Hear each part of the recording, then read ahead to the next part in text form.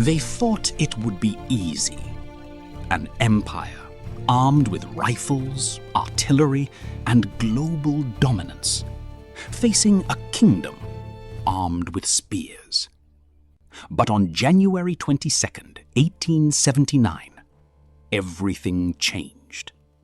Over 1,300 British soldiers would be killed in a single battle, not by superior weapons, but by superior strategy. This is the story of the Anglo-Zulu War, a moment in history where the unstoppable empire met an enemy it completely underestimated. The land of Zululand was calm before the storm. Rolling green hills stretched endlessly beneath a golden sunrise. Villages stood quietly. Cattle moved slowly across the plains. Smoke rose gently into the morning sky. It looked peaceful. But this was no ordinary land. This was a kingdom built on discipline, on identity, and on war. At its center stood King Cetshwayo, a leader who understood both the power and the cost of conflict. He did not seek war, but he ruled a people who were prepared for it. The Zulu military system was unlike anything the British had faced in Africa. Young men were organized into regiments known as amabuto. They trained together, lived together, fought together. Their weapons were simple, the assegai spear and cowhide shield. But their strength was not in their weapons. It was in their discipline and in their strategy. The most feared of these strategies was known as the horns of the buffalo. The center, known as the chest, would attack directly. The horns would move around the sides, fast and silent, closing in on the enemy. And once surrounded, there was no escape. To the south, another force was advancing, the British Empire. A global power that had conquered nations across continents. Led by Lord Chelmsford, the British saw Zululand not as an equal, but as an obstacle. This is the Queen's They ultimatum. issued an You must ultimatum. comply. We have heard your words. Disband your We army. will consider them. Accept British rule. Surrender your independence. But this was never meant to be accepted. It was a justification for war. In January 1879, British forces crossed into Zululand. 3 columns, thousands of soldiers. They carried rifles capable of firing multiple rounds per minute. They brought artillery, logistics, confidence. They expected resistance, but they did not expect what was waiting for them. January 22nd, 1879. The British camp rested beneath a mountain at the Battle of Isandlwana.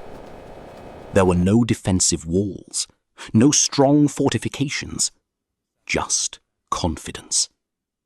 Then something moved. High on the ridge, shapes appeared. At first, they seemed small. Then they multiplied.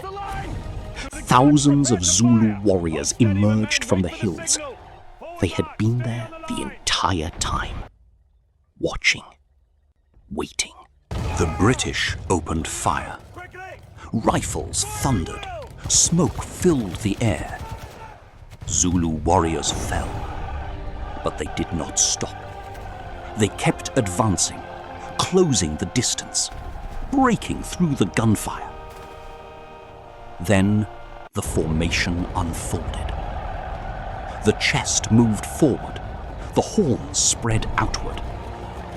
Slowly, almost invisibly, the British were being surrounded. Ammunition began to run low. Orders became confused. Lines broke. Units became isolated. And then the collapse began. Over 1,300 British soldiers were killed. It was one of the greatest defeats in British military history.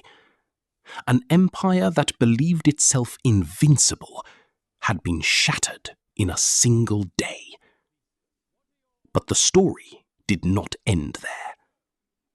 That same day, just miles away, another battle was unfolding.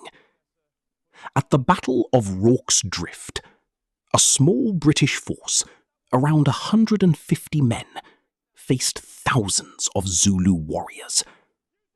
This time, the British prepared. They built barricades. They created defensive lines. They stayed disciplined. The battle lasted through the night.